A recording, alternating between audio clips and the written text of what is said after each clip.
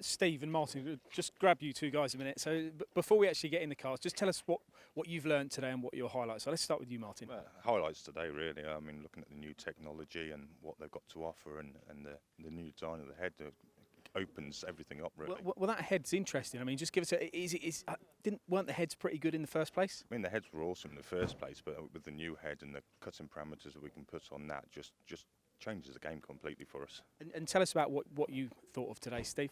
Truly inspiring, really. You know, we've obviously been around a few factories this week, but coming through and seeing some of the products that are going to be coming through this year, later on this year, it's all about chip removal as well here, isn't it? That's been a big focus today. How you can basically, machine as fast as you can. Well, rigidity and accuracy. You know, that's what that stems with the Bavius product. And now with the buyout, it's obviously the Bavius. If you'd have seen it before, it was the Handtmann range. It's now the Bavius product. Do you think this is onwards and upwards? Oh, definitely, yeah. This is a new start for them, and I think it's just going to grow and grow for them. Okay, good stuff. Well, let's get to our next stop, which is Tuttlingen.